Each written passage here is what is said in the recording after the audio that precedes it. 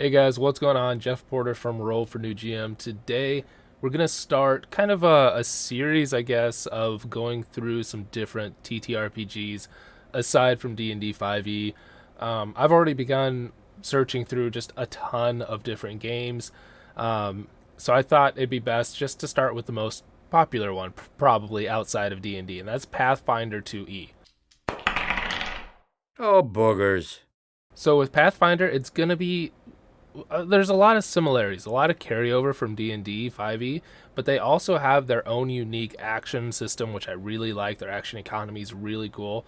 We'll go through that. And also, I just like their proficiency. It's not just a flat number for everybody. Everybody gets a little bit different, and there's different stages to the proficiency, which I really enjoy. So, starting out with the core rules, you, of course, should absolutely buy the books, but what's really neat is it is all available online for free. There's a website called Archives of Nethys, which really actually kind of reminded me of stuff like Alakazam for EverQuest back in the day.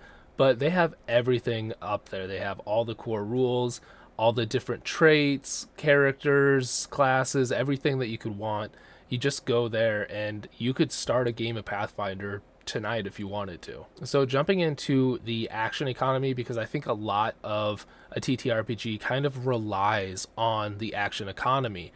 It depends on how you're going to have your spells, your combat, everything kind of plays into it. And I think once you kind of have the core mechanics for your action economy, it's really easy to just build around it. I think Pathfinder 2e does a really cool thing with their action economy where you get 3 actions. Now, what's really cool is you could use these actions to, if you wanted to move 3 times, you can move 3 times. If you want to move and attack, you can.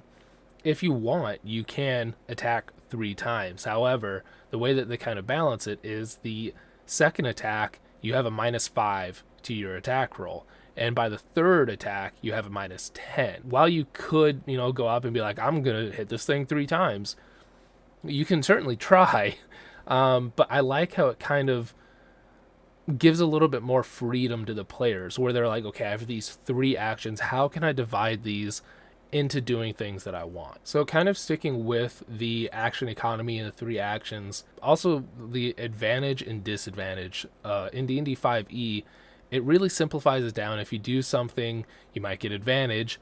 If you're doing it at a disadvantage, you'll get disadvantage. It's a really clear cut. It's really easy for the GM to just be like, okay, roll with advantage. With Pathfinder, I like how it is a little bit more specific. So looking through, I found that there are 3 different bonuses. So you have circumstance, items, and status. So with circumstance, that's like if you were behind a shield, if you pick up your shield, you could get a bonus for that instead of, just like, oh, you have advantage on your whatever. With items, so the +1 armor, of course, gives you more armor. And then with conditions and spells, obviously, like if you were under some kind of buff from your ally, that would also be another way to get a bonus. What is interesting is the items don't stack, and I think that's the case in a lot of these. So if you have armor with a +1, and then you have a ring with a +1 armor, you don't add them together, you just get the +1. So it's kind of like you just take the highest or the lowest. So like I said at the beginning, the second thing I really like is the way that they handle proficiency. I did not know this about Pathfinder, but there are a bunch of different levels of proficiency. So you could be untrained, trained, expert, master, or legendary. So where in D&D 5e, you have a proficiency based on your level, in Pathfinder, you're either get a +2, a +4, a +6, a +8, or a +0. I like how there's different levels to this proficiency because it's not an all or nothing. And I understand that that's kind of what made D&D 5e so popular is there is a lot of it's all or nothing. You have advantage or you have disadvantage. You have proficiency or you don't. Like it's a lot of yes or no. It's really simple. I like how Pathfinder kind of takes a simple system and like builds on it.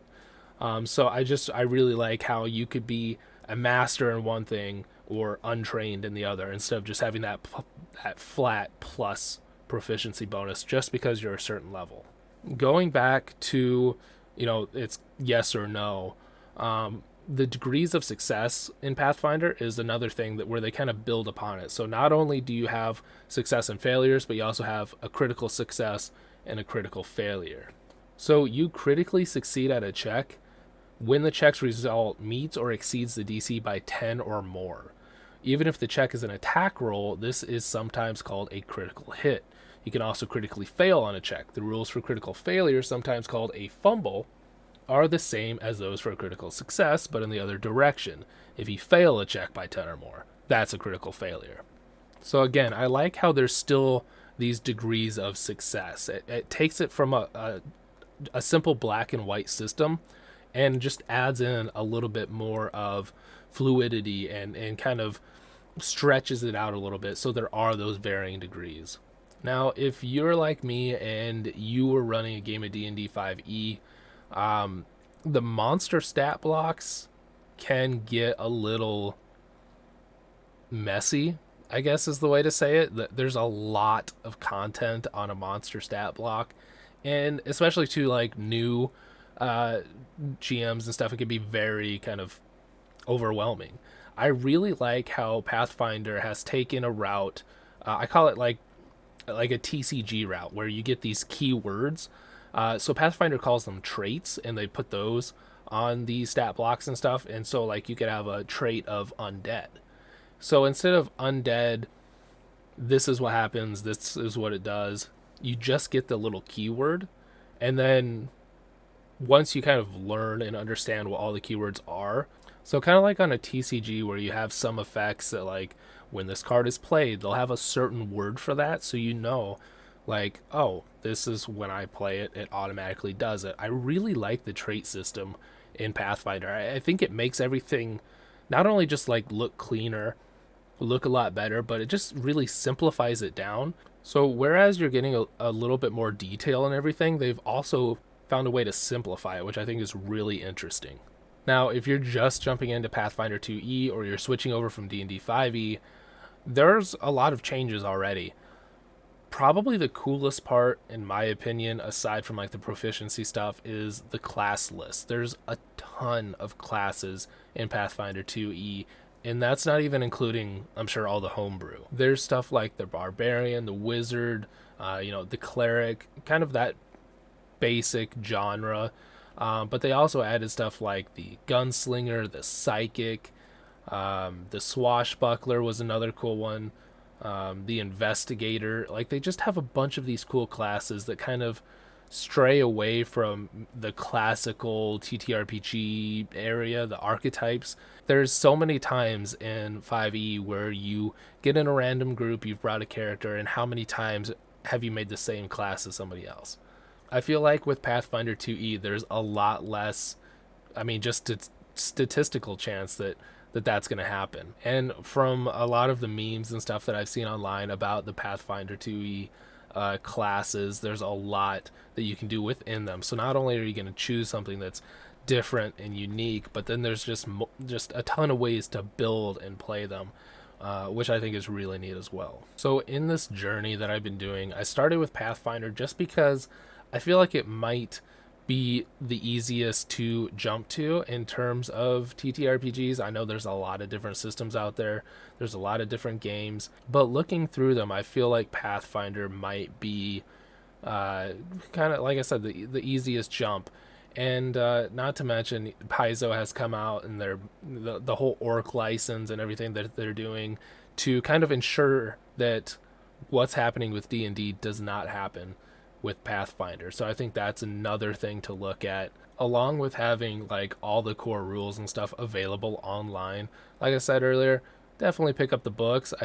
I'm ordering them right now. I ordered like 20 games, I swear, over the last week to look at. So there's a lot of stuff out there.